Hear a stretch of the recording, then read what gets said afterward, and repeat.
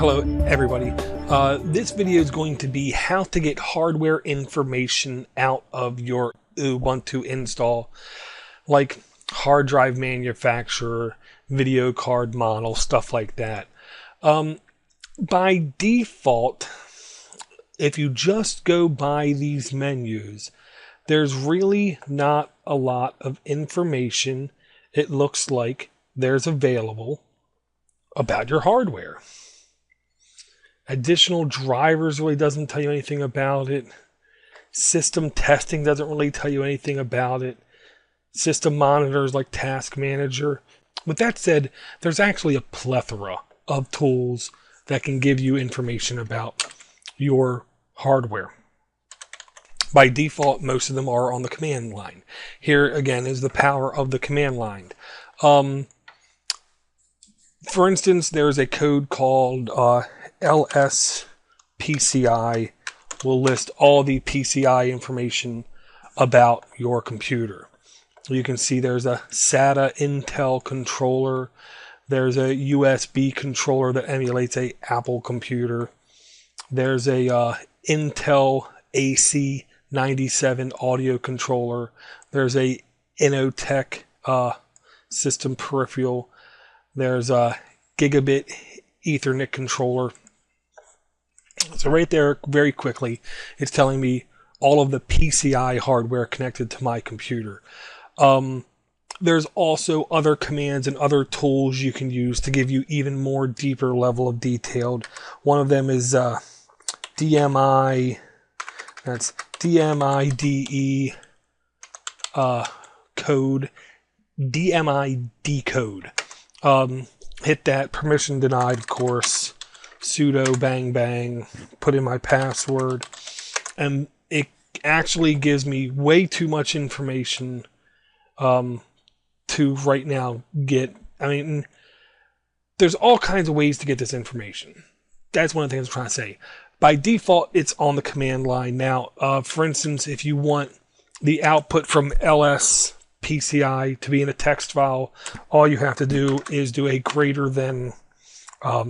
Let's first go to the desktop so you can see the file being created on the fly.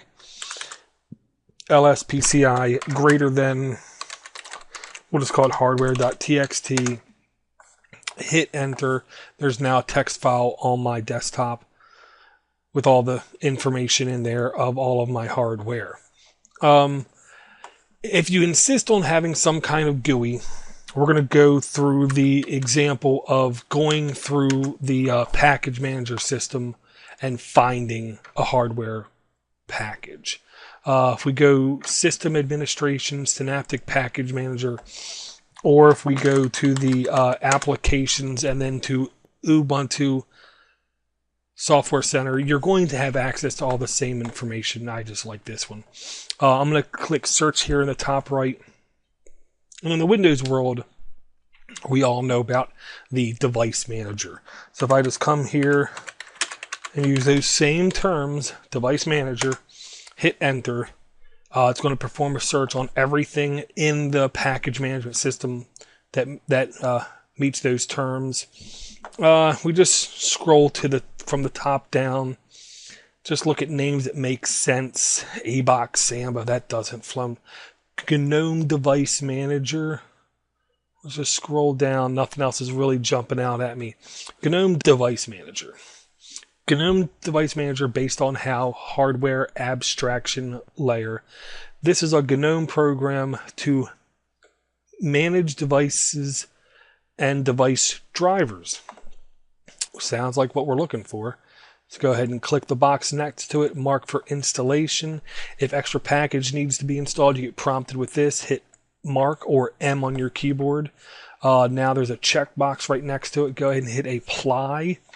And it wants you to confirm what packages are going to be installed. We just have the two packages, GNOME Device Manager and the dependency package. Go ahead and hit apply. Download done. Starting the installation process. Not only do I think the package management system is a better, safer, more thorough way, but that was pretty fast to download a piece of software. Literally in Windows, it takes 10 times longer just to load a browser than to do the download. Now the install took a couple seconds. We let it go ahead and finish, and if we just jump to the administration menu, I believe. No, I do not see it there. Preference menu. Do not see it there either. System tools under applications, device manager. We let it load. Let's close this package manager. We let it load, and we can very simply see this is all the different pieces of hardware that's uniquely identified by the HAL layer. There's even a power supply connected, USB device, USB hub. My Ethernet controller, you can see it's emulating a Intel Pro 1000 MT desktop adapter. If I come down to the audio connection, you can see it's an 8281 AA AC97 audio controller. So to find a piece of software, install a piece of software via the package management system, it's like searching Google. Think of the most common words you can use. Think what you call it on other operating systems. And that typically will lead you close to directly to where you need to go. That last little bit, we just had to search through the list. And 99% of the time, the application you are looking for will actually jump out at you because it's one of the ones that its name makes sense. So there you go. We have the package installed. Quick sample of how to uninstall a package. We're going to do the same thing. Go to our Synaptic Package Manager.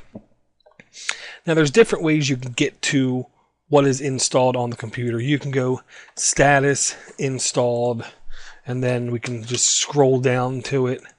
Or you can actually search for it if you know the package name. It's right here, GNOME-device-manager. I always just mark for removal. I don't go for a complete removal because sometimes it can take away packages that another application might actually be dependent on. So I just don't check that. I've had many people tell me they've had no issues with it. I'm just a little nervous about clicking that. Uninstalling just as fast as installing a package. Go to your application. Now there is no more system tools menu selection. It's that easy to get software on your computer. It's that easy to get software off your computer. We're going to move on to the next video.